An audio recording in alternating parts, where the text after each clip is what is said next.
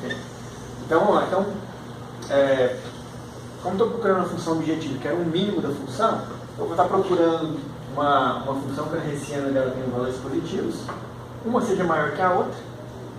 Por que é maior que a outra? Pode ser igual, mas esse aqui é o mais comum que eu vou encontrar. Dificilmente vai ser igual. Tá? Agora, pode acontecer outras combinações? Pode acontecer combinações, uma positiva e uma negativa, negativo e positivo com o mesmo módulo. Seria uma hipérbola aí, que é a ponto 13 aqui, ó. Tá aqui, ó. A hipérbola.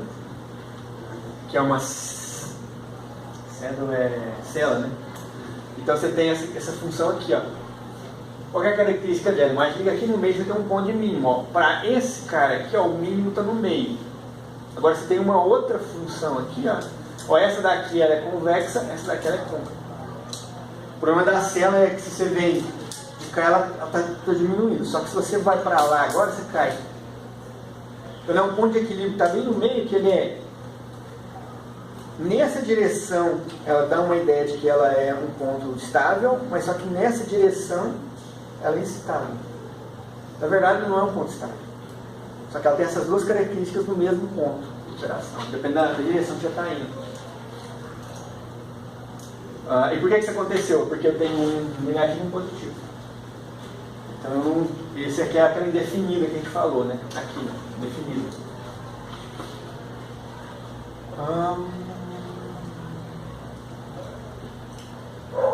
Agora, aqui a 4.14 para frente, 14 para 4.15, ela está mostrando casos em que eu tenho um dos autovalores é igual a zero, o outro pode ser negativo ou positivo e negativo positivo.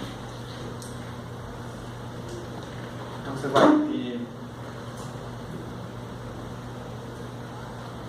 vai ter esse ponto aqui que você tem, ó, nesse caso aqui, ó, a 4.14. É um ponto estacionário lá, que pode ser um vale ou pode ser um pico, um cume. E que é uma linha. Quer dizer o seguinte, ó. Imagina que ele é um vale aqui, ó. Ele é essa linha aqui infinita. Você tem toda uma região que é um ponto. Você não tem um ponto, você tem uma linha inteira que é um ponto de que ele pode cair. Qualquer lugar ele vai ficar ali, não importa. Ele tem o mesmo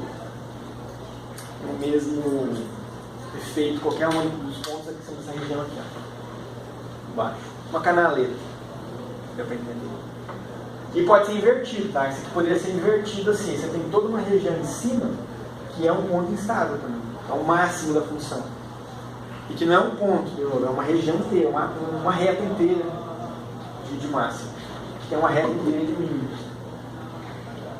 Esse último caso aqui, que você tem... É um ponto do infinito, na verdade. Ele nunca vai encontrar o ponto. Ele vai infinitamente caindo. Vai caindo e ele nunca encontra o ponto de equilíbrio dele. É como se essa região fosse uma queda infinita. Não, ele não tem ponto. Ele não tem ponto de estabilidade. Exatamente, é instável. Ele nunca vai encontrar uma interação. Resumo da história. O que a gente está buscando? A gente está buscando esse cara aqui, ó. Primeiro aí, eu quero, se eu estou buscando um mínimo para a função, ressiano com altos valores negativos, aqui, né? Aqui. Desculpa, positivo, ressiano com altos valores positivos, para eu encontrar o meu mínimo.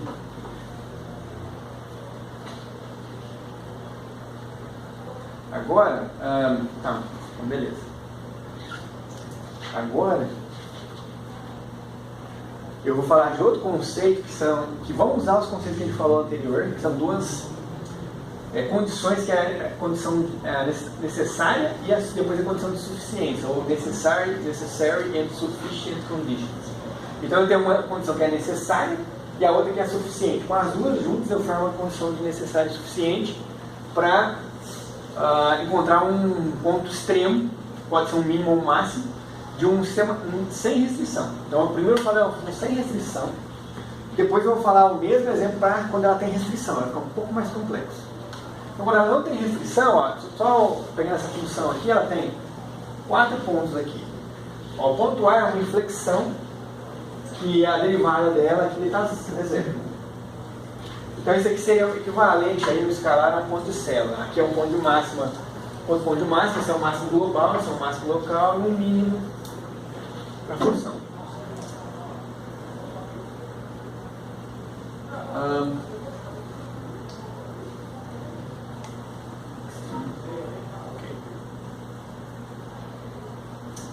Ó, aqui eu estou falando de um sistema com mais de uma variável, duas variáveis.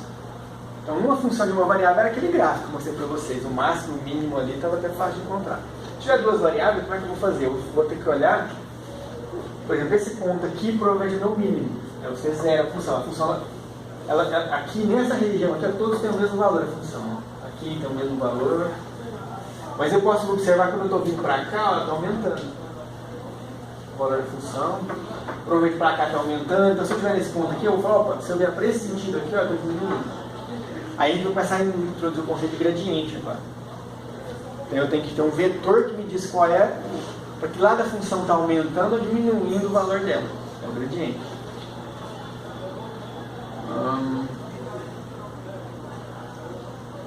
Ó, aqui eu tenho 3 pontos, tá?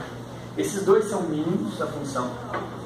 Ó, aqui é 1, aqui é 2, essa curva 3 é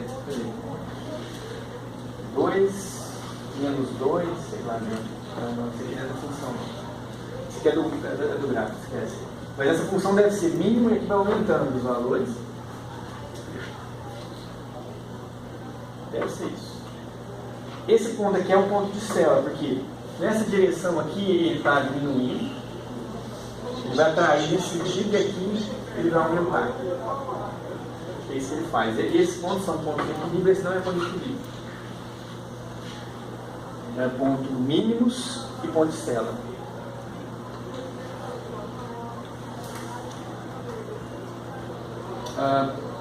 O que eu quero saber, na verdade, é o seguinte: eu quero encontrar uma forma de eu identificar quando um ponto ele é um ponto ótimo. Então, um ponto ótimo, que eu chamei de x asterisco, que é um ponto que eu quero, um ponto ótimo, ele é completamente especificado, né, quando ele satisfaz a condição que eu chamo de necessário e suficiente para otimalidade, sei lá como é que fala em português. Otimalidade, sei lá. É o ponto ótimo ideal. Então, o que eu tenho que satisfazer? Essas duas condições que eu vou mostrar agora. A primeira condição, antes de chegar, como é que eu chego nessas condições que eu vou comentar? Tudo parte de pegar a função f de x, que é a minha função objetiva, começa a se escrever na série de Taylor dela. Vocês vão observar que tudo vem na série de Taylor. Aí o que o pessoal faz? Pega a série de Taylor, né, que é a função f de x, depois a derivada dela, a derivada segunda, assim vai. A gente vai truncar ela e pegar só a primeira e a segunda derivada, só o segundo termo. Truncar ela no segundo termo. Vamos usar só esse. Quando eu faço isso, vamos truncar a série de Taylor e desprezar todos os termos com ordem maior de 3, né? Agora, o que eu vou fazer? Ó, se o ponto for de mínimo da função,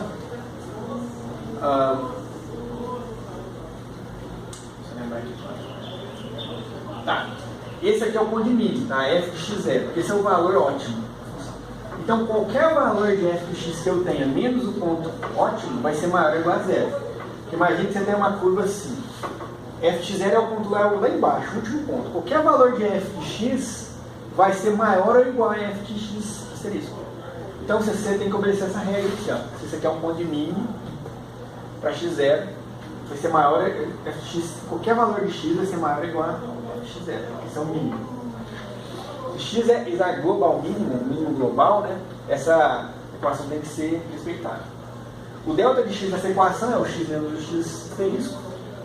Agora vamos só explicar o que essa equação me mostra. Essa equação aqui é o seguinte: eu tenho a função f de x.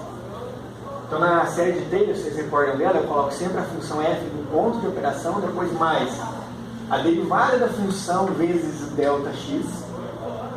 Então a derivada da função vezes delta x, onde o que é a derivada da minha função aqui? Como ela é uma função de mais de uma variável, eu uso o nabla, que é o operador para variáveis derivadas parciais. Então se fosse uma variável só, era só o d-rom de f de x dx, vezes delta x, que é x menos x0. Como ele é uma função de mais de uma variável, eu vou começar a usar agora as derivadas parciais. Okay? Esse transposto aqui é porque, lembra, isso é um vetor coluna. Deixa eu lembrar agora. O F é um vetor coluna e ele está fazendo virar um vetor índice. É isso. Vezes o delta x, que é um vetor coluna. Então é isso mesmo. Porque lembrando, eu tenho x é um vetor coluna. Eu não posso multiplicar x vezes x, eu tenho que fazer transposto de x vezes x. Aqui é a mesma coisa, eu transponho a função e multiplicando o vetor coluna aqui. Então isso aqui é só uma operação de matriz, por isso que eu tenho que transpor. Aqui agora, o que eu vou fazer? Como é que era a série de Taylor para o segundo termo? Era a derivada segunda do termo, vezes delta x ao quadrado, lembra? Era derivada primeira vezes delta x, depois mais derivada segunda vezes delta x ao quadrado, dividido por 2 fatorial. A gente tinha um 2 fatorial no denominador lá. Então esse meio aqui veio do fatorial. 2 fatorial. Meio 2 fatorial. Aqui é o x quadrado, o delta x transposto vezes delta x é o meu delta x quadrado. Se fosse uma variável só. E aqui é a derivada segunda, que eu uso de novo. O meu nabo ao quadrado, que seria a derivada parcial de segunda ordem da minha função. Então o que essa equação está mostrando? Só para um sistema agora de matriz, como que eu faço a série de Taylor. É isso. Tranquilo? Dúvidas? Beleza. Baseado nisso aí, o que eu vou avaliar? Eu vou avaliar esses dois termos aqui agora. Esse termo e esse termo. Ó, o primeiro termo, que é a primeira derivada, que é o que eu chamo de meu gradiente da função f, a primeira condição, que é a condição necessária, é que o gradiente seja igual a zero. Ou seja, que esse ponto x seja um ponto estacionário. Ou seja, se ele é um ponto estacionário, a taxa de variação dele tem que ser zero naquele ponto. Ó, tem a função fazendo isso aqui, qual que é a derivada nesse ponto mínimo do meu... Imagina que eu tenho uma curva assim, ó. A derivada está negativa, quando chega no mínimo ela é zero. Depois ela sobe de novo a derivada. Fica positiva. Então lá no mínimo a derivada tem que ser zero, ou no máximo também, a derivada é zero. Então encontro aqui o meu gradiente, que ele tem que ser igual a zero. Então essa é a condição necessária, tá? Depois eu vou encontrar a condição suficiente. Qual é a condição do suficiente? De novo, é que a segunda derivada, ou seja, o meu hessiano, ela seja... detalhe. Agora eu vou olhar minha hessiana, que é a condição suficiente, para saber o quê? Para saber qual é a característica do meu ponto de mínimo, do meu ponto de extremo. Se ele é mínimo, se ele é máximo, se ele é uma ponticela. É o que eu já tinha mostrado antes. Essa é a condição suficiente. Então o primeiro, na verdade, ele mostra se ele é um ponto, se ele é um ponto de mínimo, se ele é um ponto, se ele é um extremo, esse é o termo correto do meu ponto.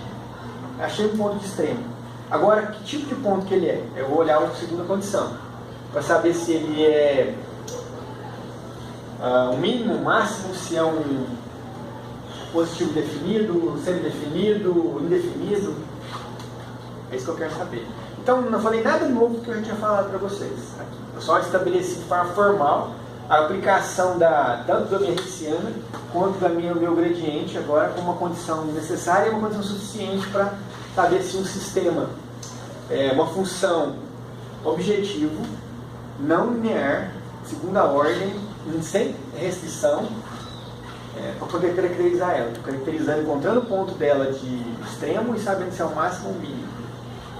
Ok? Então, isso aqui é um resuminho, para saber qual que é resumindo, qual que é a condição necessária e suficiente.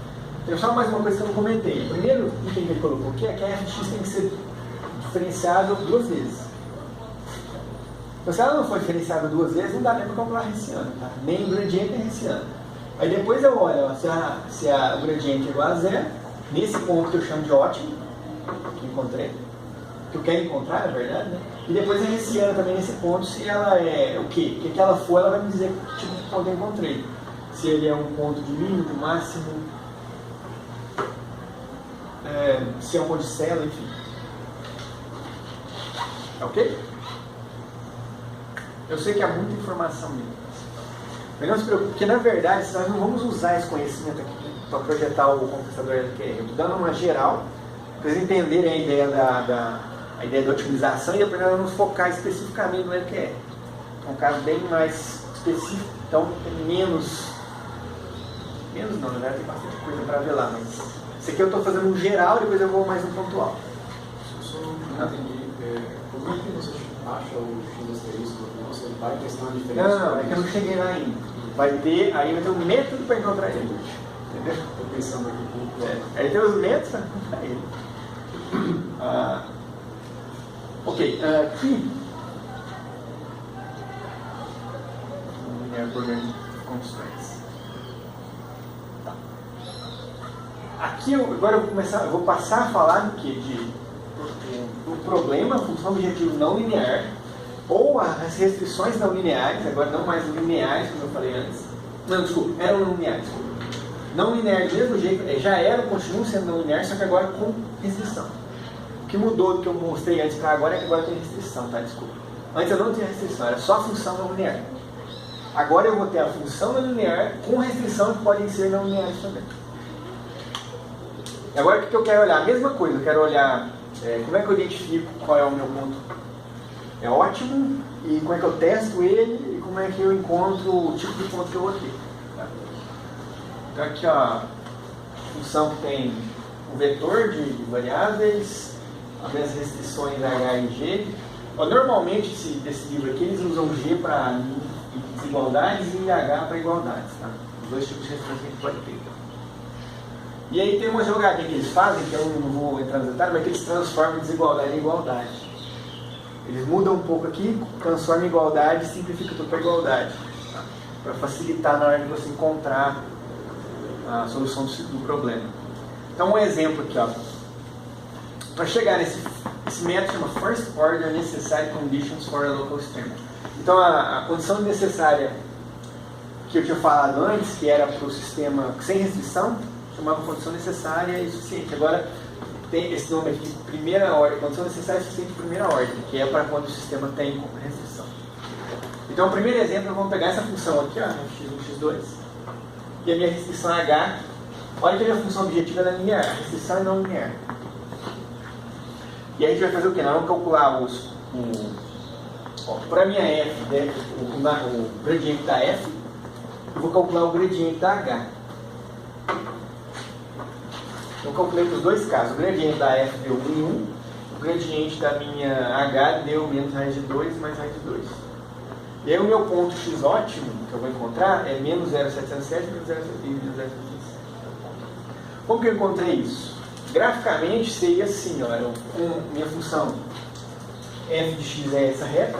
Na verdade, como lá tem função de x, ele pode ser qualquer reta paralela a isso aqui. Ó. É um plano de infinitas retas. E a minha restrição é essa circunferência. Vai existir infinitas retas, mas vai ter uma reta que vai pegar bem aqui, que vai me dar esse ponto, que é o ponto de extremo aqui, que eu chamo de extremo. Vamos voltar de novo aqui. Essa é a minha função, tá vendo? Então pode ser qualquer valor de x e de x2.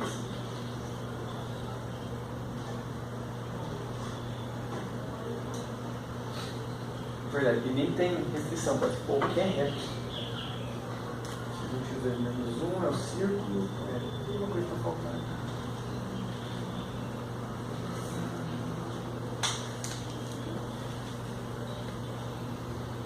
Mais 2. Enfim, vou perder tempo com isso não. Tá aqui.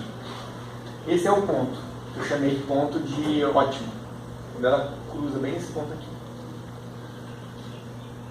O que a gente fez aqui agora? A gente pegou e nós vamos observar que existe para essa reta aqui, existe uma reta tangente a esse ponto, que é o vetor criado pela minha criado pela minha gradiente da minha. Desculpa, essa aqui é a reta, é a f, aqui está o gradiente da minha função f, para cá o vetor. E vai ter uma outra derivada do gradiente nesse ponto aqui para essa função h, que está para cá, que é o nabla h. Então eu tenho esses dois gradientes, um dessa função e um dessa função aqui. E aí, vou introduzir um conceito para vocês que é o seguinte, que existe, se esse x aqui é um ponto de ótimo, o gradiente das duas funções tem que estar relacionado entre si por um ganho somente, e eles têm que ser colineares, ou seja, eles têm que estar no mesmo eixo.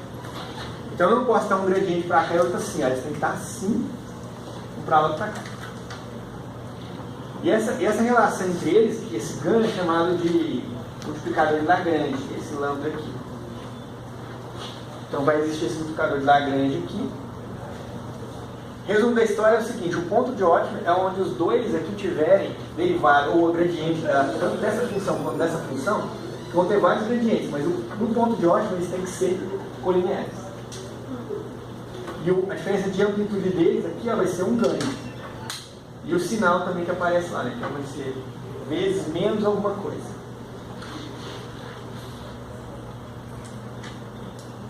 Lagrange multiplier, ok.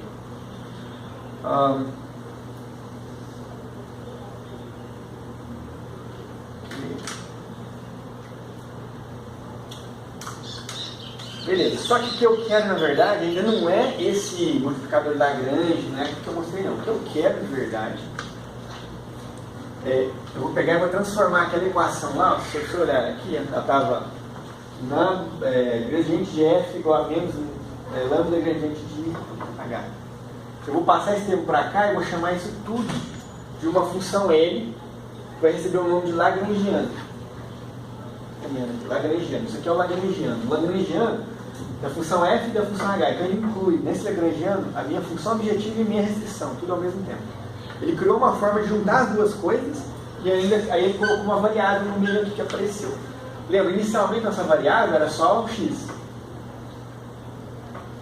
X em f, x em h. Juntei as duas numa única função, que eu chamei de Lagrangiano agora, que tem a função objetivo mais a restrição, e eu quero dizer que é uma variável a mais, que alguns livros chamam de coestado. O estado do sistema e o coestado do sistema. Então estão as duas aqui juntas. Agora essa função são duas variáveis. Na verdade, lembra que isso aqui é um vetor, né? Na verdade. Um vetor x e vai ter um vetor de lambdas aí. O que eu tenho que fazer então para esse sistema agora, para encontrar a minha condição necessária e suficiente? Eu tenho que fazer agora o gradiente desse L aqui. Na verdade. Aí eu vou fazer o gradiente desse L. E ele tem que ser igual a zero.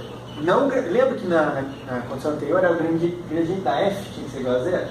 Agora não é mais o da f, é o da L que contempla a f e a h. Esse gradiente tem que ser igual a zero. Está Lagrangiano. E também agora a minha restrição, minha h aqui também tem que ser igual a zero. Por quê? Deixa eu ver. É porque ela é igual a zero. Ela é igual a zero. Isso aqui é o que eu chamo de First Order Necessary Condition for Optimality. Então, para eu ter uma otimização, a condição necessária de primeira ordem para a otimização, essas são essas duas equações aqui. Essa. A condição necessária. O que mudou desse caso para o anterior? Porque esse caso tem restrição, o outro não tinha. Por isso que mudou a minha função agora, que eu tenho que analisar. Eu acrescentei a restrição. Se eu não tivesse restrição, o que aconteceria com isso aqui? Seria só o f, que seria o gradiente de f igual a zero, igual eu tinha. E não teria essa, porque não existiria restrição.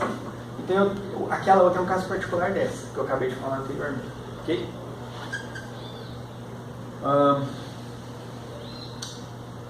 Aqui ele dá um exemplo numérico, né, que tem uma função objetiva, a função não linear, quadrática, h, restrição.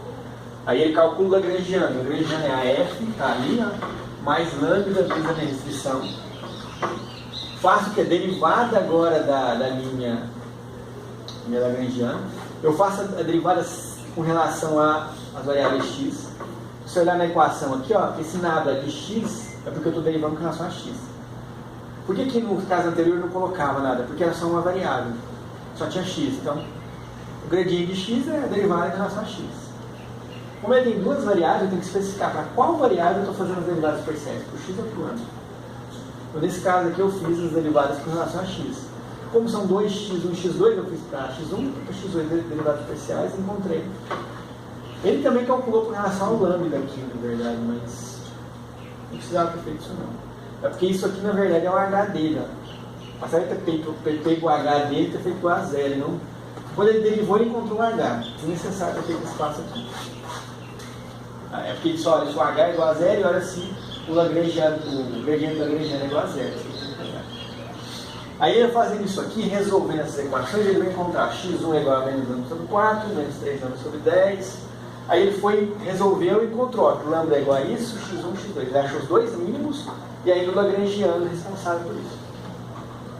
Ele resolveu, achou o mínimo que você queria. Aqui, por esse método.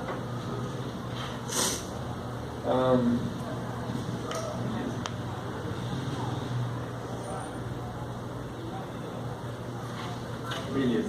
Então tá. Então a gente já falou lá do... bastante coisa aqui. Quantos... papai.